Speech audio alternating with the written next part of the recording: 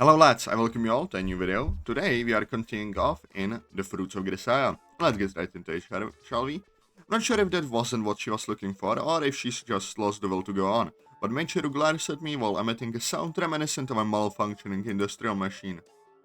Anyway, let's get along, Michiru. I don't want to get along with you. I didn't get along with yourself. By yourself. Yeah, goes without saying, I plan to get along just fine on my own. That's supposed to be the part when you stutter in confusion, idiot. It really isn't easy being Tsundere, is it? Leave me alone, go away. Finally breaking down, Michiru begins flinging waste paper, permanent markers, and everything else lying around in my direction. I did not want to click that. They attempt to drown me off. Are you crying? Sorry, my bad. I'm not crying, you jerk. My attempt at an apology seems to only fuel their anger. So in the end, I decide a temporary withdrawal is in fact called for. Class is starting in another 15 minutes, but it should be fine. I'll just kill some time as well. Well, I cannot speak. What voice did I do for Amare? I do not remember. Morning. Good morning. What did I do for... I don't remember the voices, okay? It's hard to remember. I'm used to the dokies. 5 minutes before the start of class, practically the moment after I enter the classroom, Amane Isachi arrived. The Tsundere from earlier is looking at me with naked aggression, but noticing the arrival of the others. Morning, Amane Sachi. Resuming the performance in question, she promptly calls out to them. Ah, good morning to you, Michiru-sama. The instant her greetings return, Michiru runs over noisily and shakes her hands in front of Sachi. Is something the matter? Sachi, I thought I asked you to quit with it. The Michiru-sama thing, I mean. But Michiru-sama said I absolutely had to address you this way. That was just a joke. Could we try to format and re-enter the data just this once? Maybe, please? Michiru, while glancing over in my direction for some reason, desperately entreats Sachi. Amane, leaning on a desk, seems to be occupied with trying to hold in her laughter. This is awesome.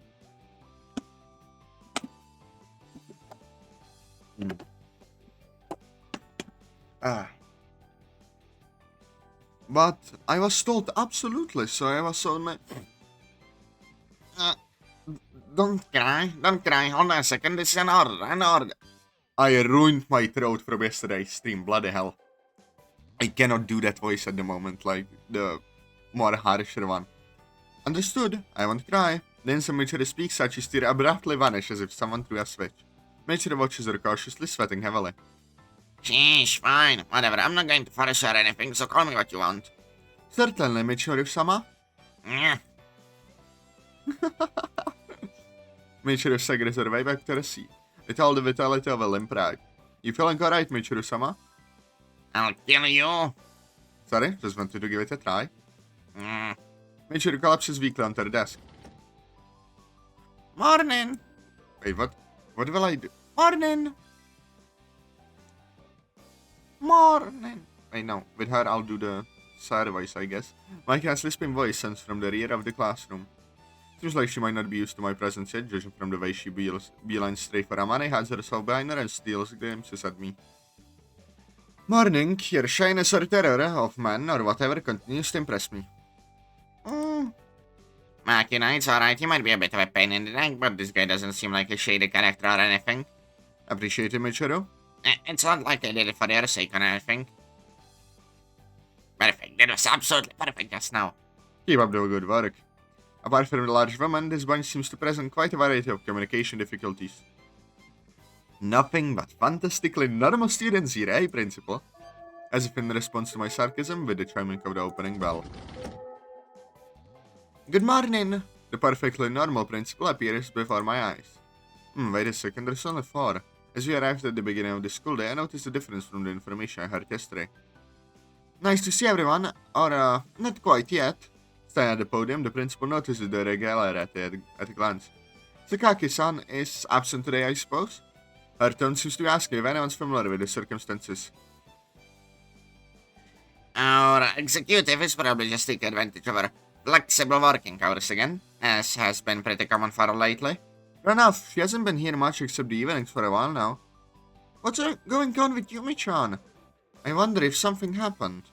Apparently, I'm the only one with questions about our lone truant. Oh well, I had hoped to introduce her to Kazami-kun, but I'm sure you'll run into each other eventually. You're strangely tolerant. There are some circumstances involved. Alright, I'll take attendance. Through an open window, the scent of the tide flows into the room. Perhaps because of the walls and steel fences surrounding us on all sides, it's not always easy to remember that this place is in fact close to the sea. In contrast to the breeze and the blue skies imitations of freedom, intimations of freedom, the grey of those jutting fences speaks of denial and rejection. While my classmates raise their voices energetically, I pass the time staring into the sky. School live, huh? This is the audiovisual classroom. All the seats are equipped with a full range of listening devices, so it's well suited for studying languages. Looks that way. I can tell from a glance that this place is well equipped. Using the time after the homeroom period, I'm getting a small introduction to the school's facilities from Sachi. Normally this would be the principal's job, but she seems to be occupied by official duties, so I ended up getting another tour from our class rep. The library is constantly connected to an external server by a high-speed line. It's possible to quickly find and retrieve a variety of high-quality material at any time. Therefore, there is no stock of DVD or Blu-ray discs whatsoever, which would make checking a movie out impossible, I guess. That's right, I always was disappointed by that at first. Sachi smiles a bit wryly as she speaks. Most of this stuff is probably in the pamphlet somewhere, but Sachi's explanations are comparatively to the point, clear and easy to understand. It seems she's actually quite intelligent. There is also a fairly good selection of previously broadcast television programs available. If you can find what you're looking for, you can submit an application, and if approved, they'll add it to the server. Looks like they weren't that sloppy on the casting after all. What are you talking about? The school drama currently being broadcast. That concludes the tour. Having completed a general review of the school's facilities, Sachi's explanation comes to an end. Thanks, it was a big help. Not at all. This is my responsibility as a class rep, after all. I guess so. More importantly, Kazami-san, are you not leaving yet? Yeah, there's still a classmate I haven't met yet, after all. Ah, I suppose so. In my response, Sachi's brisk tone gives way to a hesitant mumble. What? No, it's nothing. Please don't worry about it. After a brisk bow, she quickly runs off down the hallway. Did I trigger a death like just now? I don't think there is a single person in the world who wouldn't worry after that kind of ominous foreshadowing. Well, that might be an overstatement. There are some pretty carefree people out there. I'm just not one of them. Seems like it would be best to be on my guard, or more so than usual. The light flying in through the windows is shifted from overhead to my side. It won't be that long until the sun sets. After parting from Sachi, I walk the empty hallway alone. My surroundings are very nearly soundless thanks to my habitually quiet footsteps. However, inside the stillness, I sense a definitive presence at my destination. She finally shows up. I hear a faint sound from the interior of the previously silent classroom. With a confirmation, I slowly open the door. The moment I enter the classroom, tension fills the air. Behind a window seat desk in the middle of the classroom, a chair rattles as its occupant turns to face me. My immediate impression of the girl doesn't appear particularly friendly. Yo. While it may not be the most polite first greeting, I call out casual as I approach in order to demonstrate my lack of malicious intent. Sakaki Yumiko, right? Her expression doesn't change. Sit down the chair absolutely stock still. She stares fixatedly at me. I'm Kazami Yuji. I'm a new student here as of today. I come to a halt in front of her desk. So I'll be her classmate as well, it seems. Pulling out a chair from the desk in front of her, I sit down. At the moment, we're about a meter apart. Nonetheless, the woman stares at me so tensely that she seems to be forgetting to breathe. Rather than staring, her expression could probably be more accurately described as glaring. I wasn't able to introduce myself in the morning. Heard you probably be around in the evening. I keep talking regardless, but no response is forthcoming. Maybe she's got a psychological problem with men, like Makina? But again, she didn't try to run when I approached her. I change my position on the seat to face her directly. Straddling the chair, I lean forward slightly. The motion has closed the 1 meter gap between us down to about 70 centimeters. I again misclick. I'd like to at least confirm your identity. Hey! As if to declare her refusal to acknowledge my existence, then stands in her seat and briskly moves to the exit the classroom. How about at least responding to me? I follow her immediately. The woman opens the classroom seated door just half for one person to pass and tries to slip her way outside. Hey! Coming out again, I try to follow her through the gap. In that moment, the woman forcefully slams the door shut. She clearly closed it, knowing full well I was trying to follow. Huh? Her expression betrays surprise. May she'd been expecting me to get my hand caught in the door or back off from my main slam in my face. Instead, the door she'd attempted to slide closed is firmly held open by my hand, an outcome she apparently hadn't been prepared for. You could have broken my hand, you know that? Although she's the one who was trying to shatter my fingers, she's glaring at me like I'm the bad guy here. What exactly did I do to deserve this from someone I just met? I'm just looking for an intro. Opening the half-shut door, I take a step forward. She doesn't back down. Quite the greeting. Oh! I stop the motion of her hand about 5 centimeters before its target. It isn't the most efficient block for the purpose of defusing a reckless hostility, and easily comprehensible action seems necessary. I was expecting something of the sort, but you favor the classic slap to the face, I see. Maintaining my grasp on the woman's wrist, I stare her down in short range. As for the woman, she's staring right back here. Her eyes open wide with shock, completely still. Well, then let me ask you again. The strong orange glow of the evening sun illuminates the classroom. Are you Sakaki Yumiko? Her expression hostile as ever, the woman slowly opens her mouth. With an air of slight resignation, but clearly unwavering in her refusal of any relation with me, she speaks. What if I am? Okay, good to meet you. As the evening sun fell behind a cloud, its light dimmed and the classroom filled with shadow. With the sound of Yumiko's breath and the faint roar of the waves from behind the walls, the curtain was raised on my normal student life.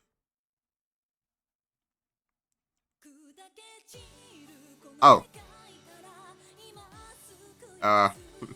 Interesting. Okay. Sure. Yeah, okay. We get a proper intro now. Why not? What the fuck are with these visuals? You know, I'm just being careful, so nothing shows up that could be dangerous.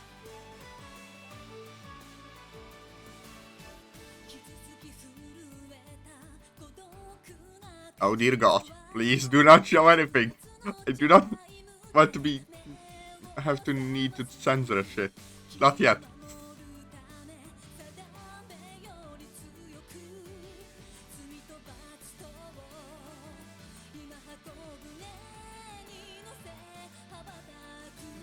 Okay.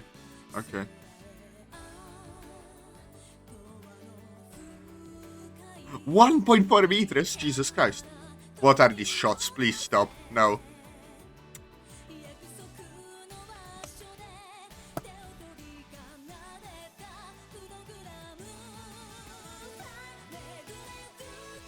What is going on?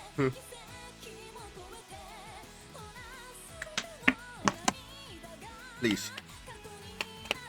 Yuji Kazame. Hey yo. I still love these stupid CGs and shit. They're very cool.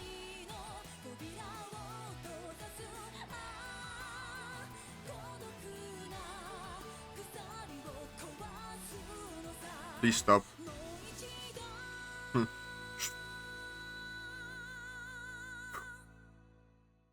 Okay, good. Intro done. Shall we continue with our regular schedule programming now? The interval between classes, or recess, is fundamentally a time for lazing around. Given a half-assed 10-minute break, most people won't be able to put it to any real use.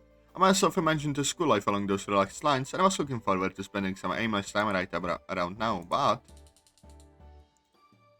What? Again? What? That slight bit of hope was shattered all too quickly.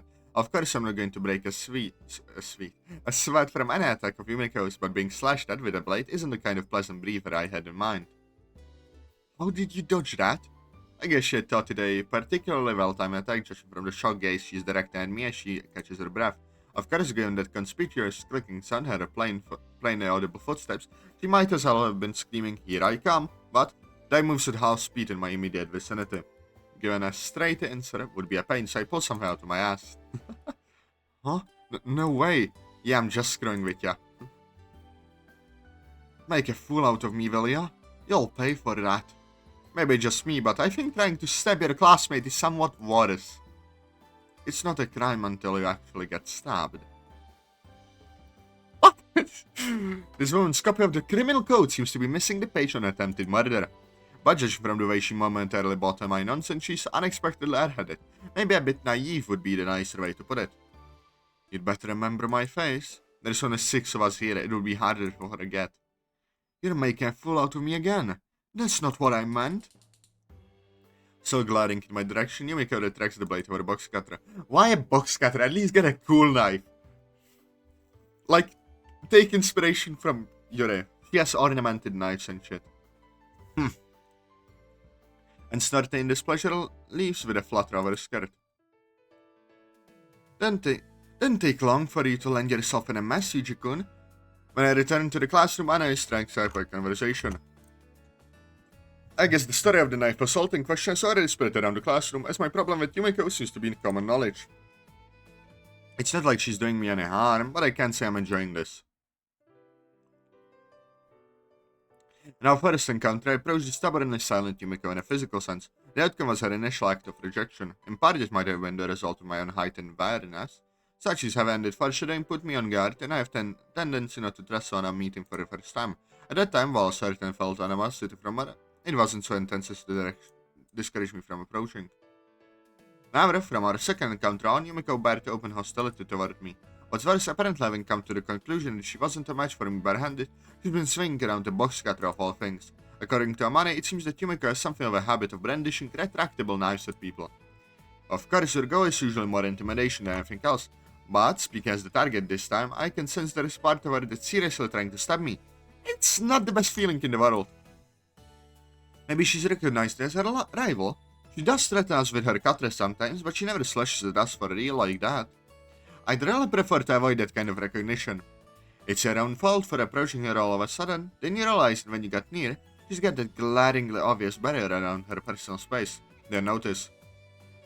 You look pretty strong, Yuji-kun, but that thick-headedness might prove fatal. I'm pretty perceptive when my life's in danger, but I don't really feel that level of threat from Yumiko. Yuji-kun, I'm not feeling confident about your future love life. My master did say I was exceptionally unskilled in that department. Master? At any rate, I want to do something about Yumiko's aggressive rejection of me. For that purpose, I'll need to talk to someone familiar with her circumstances. Alright, we're beginning homeroom. With the attendance book in her hand as usual, our carefree principal appears. I guess Tsundere is the only one I can ask. In conclusion, Yumiko seems to hate me with a passion. Putting Sakaki-san aside, I think I understand the reason someone might hate you. Oh, let's hear it. Oh, yourself. Barging into my office is one thing, but why go out of your way to say, I can't think of anyone but principal to ask, and you probably got the free time anyway. And I said what I was thinking. Was I wrong? Of course you were. More or less. I got it. In deference to her feelings, no matter how much I think you're lazy around, I'll keep it quietly buried in my heart from now on. Good enough? Going out of your way to tell me that you're just going to make me worry about it every time we talk. What do you want from me? Spare me the vague complaints. What's your pleasure? And he wonders why people hate him. Do you have an idea? Just forget it. As for the answer to your original question, the principal, cup in hand, lowers the sofa across the sofa I'm reclining on. Sakaki-san has been a student of the academy since it was founded. This place just opened recently, right? Only recently, it was established just about a year ago. She's been here ever since. I see. What does that have to do with her rejecting me? When responding to my question, she takes a sip of coffee from the cup in her hand. It's frightening to have an intruder enter your territory. Frightening? Right, until now there have only been people she could understand here, and now there is a suspicious member of the opposite sex approaching her. Principal Tachibana takes a pen in her empty hand and jabs it towards me to emphasize her point.